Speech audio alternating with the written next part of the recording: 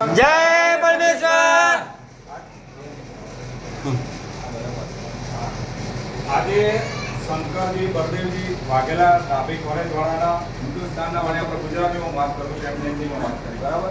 આજે તમે કિતાબ પકડી છે, એમાં એમનું રાજ છે કે તમારા મારા ઘરમાં બધાના ઘરમાં રાક્ષસી પાપથી કાચી ઉંમરમાં લોકો મરી રહ્યા છે, આપણા છોકરા મરી રહ્યા છે, બાપના પેલો બેટો મરી રહ્યો છે, ઓરતો બેવાળા થઈ જાય છે, આજે અતિવૃષ્ટિ થાય છે, અનાવૃષ્ટિ થાય છે, કેટલું બધું તોફાન આજે થયું છે, એના જિમ્મેદાર આ હિન્દુસ્તાનના વાણિયા છે। કેમ કે આ હિન્દુસ્તાનના વાણિયા 84 લાખ પુણ્યકો પર પાપ કરે છે। આપણે જે સ્વર્ગ અને નરક કહીએ છીએ, તે સ્વર્ગ અને નરક એ હિન્દુસ્તાનના વાણિયાની પાપ કરવાની જગ્યા છે, ત્યાં આપણને કલ્પાવે છે, કેન્સર કરો, લાખો તરહની બીમારીઓ આપણને કરીને મારી નાખે છે। આજે તમે દવાખાનામાં જાઓ, ડોક્ટરોની દવાઓ પણ નહીં હતી, કેમ કે હિન્દુસ્તાનના વાણિયા એવું પાપ કરાવે કે જાદુથી એ દવા પણ નહીં ચાલવા દેતા। એનું સબૂત આ કિતાબ જગત હિતકાની છે। હિન્દુસ્તાનના શેઠ સૌદાગર માદનાન વાણિયાના તમામ સબૂતો, જેટલા પણ પાપ કરી રહ્યા છે, તમામ સબૂતો માટે આ કિતાબ જગત હિતકાની તમે બધી મારી માતાઓને હું હાથ જોડીને અરજ કરું છું કે બધા ભણજો, જેના ભણતા આવડતી હોય, ના ભણતા આવડતી હોય એ બીજા જોડે સાંભળજો। આમાં શું લખ્યું છે કે ભાઈ પરમેશ્વરને તમને પરમેશ્વર એ કોણ છે? તો આપણે પરમેશ્વર કરી રહ્યા કે પરમેશ્વરની તો કોઈને પહેચાન નહીં કે પરમેશ્વર કોણ છે? પરમેશ્વર જ્યોતિ સ્વરૂપ, નિરંજન અને નિરાકાર।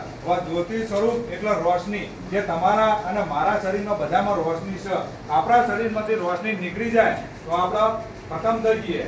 નિરંજન એટલે હવા, આજે હવા બધી ચાલી રહી છે, તો આજે હવા બંધ થઈ જાય તો 5 મિનિટ કોઈ જીવી શકે? ના જીવી શકે, બરાબર?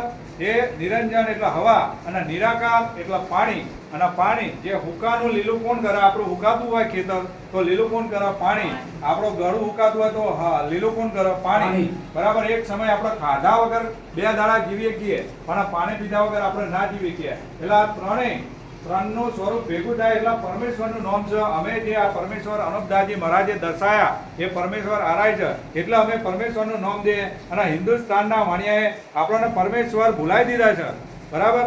અને કુદરતની પહેચાન આપણને ભૂલાઈ દીધી કે એનાથી જ આપણે જીવીએ છીએ। આ ત્રણ સિવાય આપણું કોઈ ઉદ્ધાર નથી, અને એનાથી દરેક ઝાડ, વનસ્પતિ, ચોપાયું, પંખેરું, દરેક વસ્તુ આનાથી જ જીવિત છે, આના સિવાય કોઈ છે નહીં, બરાબર?